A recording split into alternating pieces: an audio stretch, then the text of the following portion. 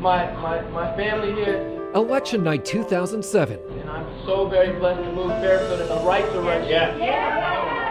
21-year-old Matt Garcia just won a seat on the Fairfield City Council, the youngest city council member ever in Fairfield history. Youth and crime is the main focus in Fairfield. Running on a platform of stopping youth violence. Matt's seen here a few months later talking to kids about a murder that just happened in Fairfield. Hit this town real hard. It was a young man who had a lot of dreams, a lot of goals. Striking words. He could have been telling his own story.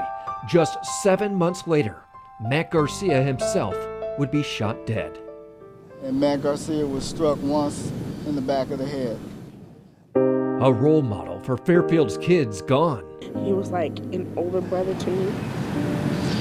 It was all about a change and make it happen. The case grabbed the attention of Joyce Williams, who knew what Matt's family was going through. My son been murdered.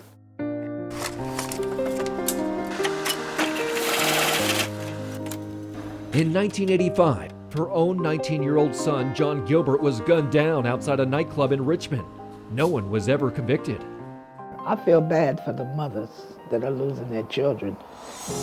But then something happened nobody would expect. Joyce's own handyman would come to her with a shocking confession. It was just eating him up.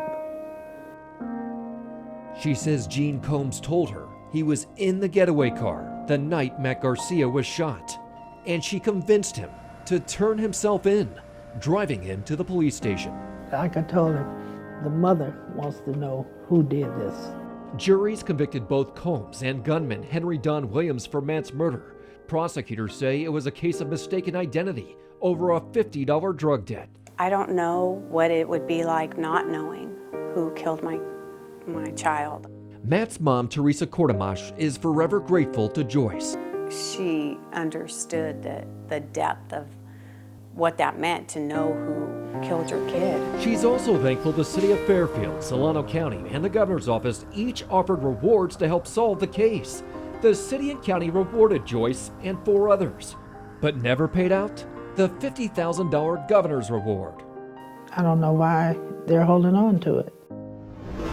The governor's office tells us it's happy to pay out the reward money, but under state law, they can't without recommendation letters from both the district attorney and the chief enforcement officer in the case. But we've learned neither the then DA nor the then police chief ever wrote those letters before they left their positions. To me, that's not acceptable. Lynn Brown of Crime Alert says it is dangerous if the system doesn't pay out rewards to people like Joyce who risk their lives to step forward. And it's really a thank you for keeping the public safer, for helping someone get the justice they deserve. The governor's office told us the current police chief and DA can still write those letters. I'm Krishna Abrams, and I'm running for Solano County District Attorney. After calling current DA Krishna Abrams, seen here in a 2014 campaign ad, she agreed to sit down with Joyce. We were outside after that meeting. Feel like I'm getting somewhere. Then finally, the DA's office wrote this letter to the governor, confirming Joyce was helpful in the arrest of Gene Combs. And after that, the current Fairfield police chief, Joe Alio, wrote a similar letter. But oddly, each of those letters stopped short of recommending Joyce, or anybody else for that matter, receive any part of the $50,000 governor's reward. And the governor's office tells us, without those recommendations, the state can't pay out the money. Matt was a leader. Absolutely. What do you think he would think about the fact that this reward money still hasn't been paid out? He would be upset, and he would keep going to find out what's going on, just like Joyce is doing. We struggled to get the DA or the police chief to explain why they wouldn't recommend the reward, although the DA told us her letter was factual. But then last month, Chief Alio revised his letter, this time recommending Joyce and 4 others collect the governor's reward. But that was only half the battle. The governor's office still needed a letter from the DA's office. We reached out to the Solano County DA 33 different times over the span of 5 months before we showed up here to the office. DA Krishna Abrams found out we were here, and she just called me telling me she will write that recommendation. It seemed fitting to invite Joyce to the Matt Garcia Career and College Academy in Fairfield to share the news. So with the 2 letters, the reward money is going to be paid out. Oh, that is so wonderful. Call Curtis. I feel good about it. I'm very good about it. Matt's mom never had the chance to thank Joyce. She's a wonderful woman.